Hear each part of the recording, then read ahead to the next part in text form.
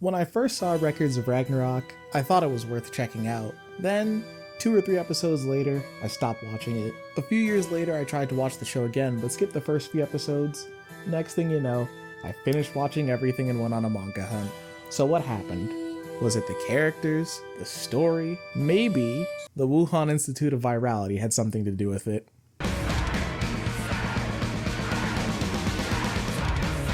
So all the gods of various pantheons and mythologies have a meeting to decide the fate of humanity.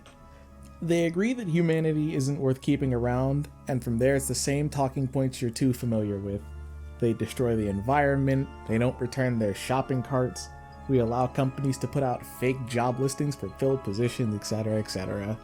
The only person who's vocal about sparing humanity is the demigod Brunhilde, who says if the gods want to kill all the humans, they first have to beat them in a Ragnarok contest. 2 teams of 13 fight in one-on-one battles to the double death. It was written into the gods' constitution as a joke that nobody would ever bother to invoke. So all the gods laugh at the proposal, but then Brunhilde says not participating in a Ragnarok contest makes you gay, to which they unanimously agree. Except for them Greeks.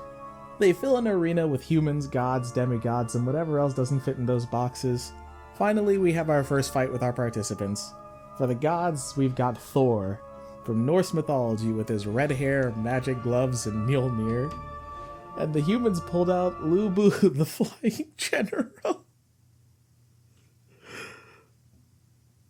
Lubu, the flying general, a guy who would kill me for saying his title sounded extremely silly. The first problem I had with the fight was that I wasn't interested in the characters. Design-wise, they are over the top and cool, though it did take some time to grow on me. In one of the scenes, there's a pic of Einstein and what I think is Mother Teresa shown as potential representatives for humanity, and we missed out on not having Mother T fighting in this. Imagine anime Mother Teresa, high on prayer and creativity. Sadly, both the gods and human lineups are complete sausage fests. If you're tired of looking at men, though, take a moment and admire the view. Your boobs so heavy. Let me hold them. But I wasn't too invested in Thor and Lubu at first glance, which is bad because the show where 2 sides are fighting to the death with double death on the table, not caring about either fighter initially was enough to keep me invested. Also, double death is no joke. It means no reincarnation of the soul is destroyed. Imagine learning someone's backstory, watching their soul get mangled, and not feeling anything for them afterwards.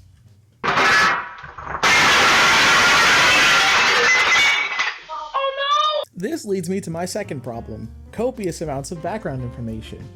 Now you might think it's stupid of the younger version of me to not be interested in characters I know nothing about, while the show attempts to provide background on the characters. And you'd be correct because on paper this would fix my issue. The information is relevant as not every character is one-to-one with their mythologies. My thing is, I didn't like it when character background cuts into the fights and after learning about them I care less. The backstories of Lubu and Thor can be described as they're both very strong and nobody could challenge them. So the moment the 2 swing at each other and neither instantly dies, they become very close. They'd probably go out for drinks if they could leave the arena together, but unfortunately that's not the case. For my younger self, it just wasn't enough to sell me. I'm tempted to do a video on the fighters and compare their actual backgrounds. Let me know if that sounds worthwhile. And while you're at it, did you know when you say subscribe the button glows? Better sub before something bad happens. Should a good story be dismissed due to poor animation? The obvious answer is no, but I can't blame people for not wanting to bother with things that don't stand out to them visually.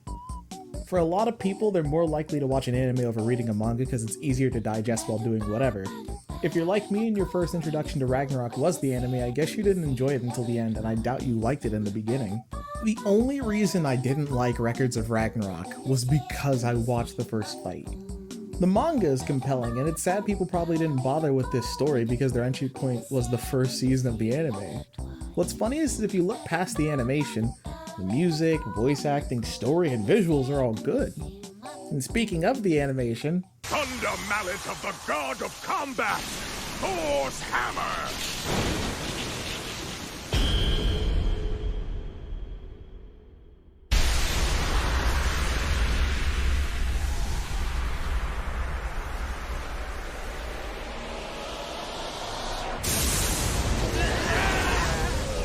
The fight scenes are bad. They're clunky and painfully slow. I won't break it down further, but you can imagine bad fight scenes in a show about people fighting to the death would be like porn with bad sex and crummy camera angles. Instead of discussing how the fights look like someone trying to run Cyberpunk on the Wang 3300, I was more curious about what happened during the show's production. Well, for starters, they're a studio of Japanese animators. I'm sure slaves from any point in human history had a better work-life balance than Japanese animators.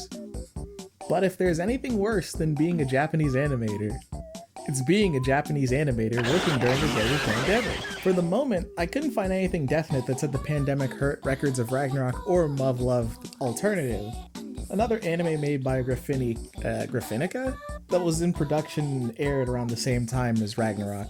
One night, by sheer luck or divine intervention, I found a doc titled How an Animation Production Studio Survived a Pandemic, The Case of Graphinica, by Nao Hirasawa, an animation producer and the CEO of Graphinica, the company that produced Records of Ragnarok, plus Dr. Ryotaro Mihara, a sociocultural anthropologist and associate professor at Keio University.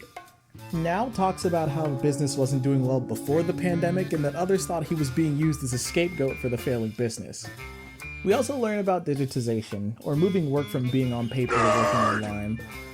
It wasn't as bad for Graphinica as they were mostly doing their work digitally, though going online was difficult because of the many people involved in the creative process. Plus, people weren't able to collaborate in person. The result is that many animes were delayed or cancelled. Graphinica struggled to make money as their contracts typically paid when a job was done and not for the time they spent working, so they ended up with a lot of idle workers with nothing to do. Government subsidies didn't help much, so now turned to game companies managed to get some work contracts, and that helped Graphinica survive the pandemic onwards. Subscription services also helped the anime industry by providing anime to global audiences. Sadly, Records of Ragnarok didn't perform well enough to, quote, have remarkable impact on our balance sheets, or not well enough to save the studio from their own Ragnarok. As Now mentions, they were indirectly contracted by a production committee in Japan rather than by Netflix directly. The difference being that some productions that work directly with Netflix have budgets many times bigger than what the production committees give. The Japanese anime industry's focus on in-person collaboration and its inability to be flexible... Why did I say it like that? Inability to be flexible were the key issues during the pandemic. So if you really want to blame anybody for the bad animation Records of Ragnarok, blame the lab researcher who refused to wash their filthy hands after playing patty cake with a virus transmissible to humans. The document will be linked down below along with some articles and videos with more information on the Japanese animation industry plus the pandemic. One video is by the Anime Culture Corner about the conditions surrounding being a Japanese animator.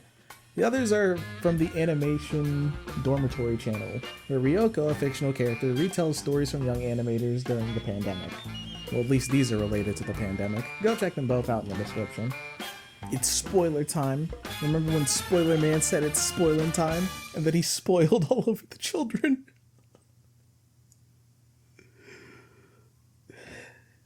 God. One thing I didn't mention was the Volander, a technique where a human merges souls with a Valkyrie. Lubu's Volander Rangritz can pierce defense, intending to destroy Thor's gloves. No gloves means Thor can't wield Mjolnir. But we learned that Thor isn't wearing the gloves to protect himself from Mjolnir. Thor is wearing the gloves to protect Mjolnir from himself. Soon after, Thor breaks Lubu's legs, his arms, Rangritz, the weapon, and his head goes, victory for Thor. Now we'll put Lubu and Rangritz into the staircase to heaven. Lubu's men, the femboy Twink and their horse, also follow their lord to the double death. For the sake of not crowding the picture with NPCs, they get a sign in the bottom corner. The second fight got me more interested than the first one, but the animation in it is probably the worst of the season. Adam from the Bible looks at humanity as his children, and what self-respecting father wouldn't throw hands with the god for their children's sake? Easily one of my favorite characters. Definitely liked him more than Zeus. Zeus sees Ragnarok as an excuse to have some fun. The first fight got Zeus more pumped than the time he fucked Lita while disguised as a swan, and he jumped the line to fight in the second round. Adam's Volander with Regenleaf provides him no special ability, which is very weird. Every Valkyrie sister has a special ability that comes with the Volander, but as of this video there's no mention of it anywhere. Adam's power is that he can copy the divine techniques of gods, and because Zeus is all divine techniques, Zeus struggles against Adam. until Zeus transforms into Adamus mode and the two go blow for blow. Loki says the fight will come down to whoever hits their breaking point first, and that person is Zeus. But Adam had died sometime with a fist flying and continued to throw punches long after he died. Victory Zeus, rip Adam, and the no ability having reckoned 2-0 humanity. Poseidon is someone so strong that he one-shot his brother and had his name removed from history, and nobody wanted to argue with him because he's that strong and cold-hearted. Poseidon even shit-talks the gods, cheering for him about how he doesn't need anyone as a god. Kojiro, on the other hand, was someone who constantly trained and practiced to be a great swordsman. He trained and learned with people throughout the years even after he died. Kojiro has no special powers. Instead, all he has is visual training to predict his opponent's moves, and his Valkyrie Hearst's ability splits her into two swords. Poseidon spends most of the fight toying with Kojiro and testing his predictions. Anytime Kojiro makes forward progress, Poseidon knocks him down, yet he still pushes onwards against Poseidon, remembering the many people who supported him.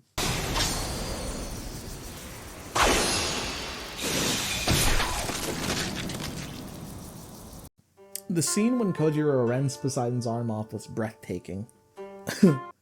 Richter, take some notes. The music that they play, the shock on everyone's faces, you don't need a crummy one-liner or quip to highlight how cool the moment is. It quite literally speaks for itself.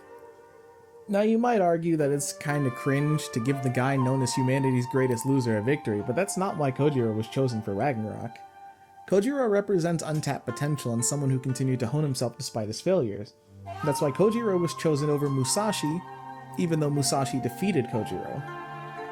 Also, fun fact, Musashi and Kojiro agreed to fight on an island, and as a tactic to tilt Kojiro, Musashi arrived to the fight late, which threw Kojiro off his game.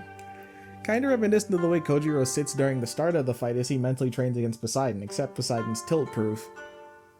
As much as I didn't like this show in the beginning, it's become a great story that's had me on the edge of my seat. I do wish this show better captured the energy and feel of the manga. It sucks that a story this good was overlooked because the animation was that bad. Anyway, a new season of Ragnarok is on the horizon. It'll be fun to watch. First season gets a 5 out of 10, and the manga gets an 8 out of 10. It's not done yet, and some of the fights didn't hit the same, but it's still very good. But before I go, if you liked the video, be sure to like and subscribe if you didn't before. I'd like to grow this channel, and I have things planned, although I hate saying that because it's just like, you know, everybody has things planned, but you never get to see what most people's plans are. But you will if you subscribe, so do that. And maybe like the video, who knows, maybe more people will watch it then. I also have a Twitch channel that I'm streaming at on occasion. If you want to swing by and do it in the chat, and I have updates for the stream on Twitter. But anyways, take care. See you next time, flesh bags. You need heart to play this game. 키모치가 lame. 무참 on a home play. 아니 not an A. You need heart to play this game. 키모치가 lame. 무참 on a home play. 아니 not an A. 때라는 보수는 yo. 스내 좀 스모크 girl.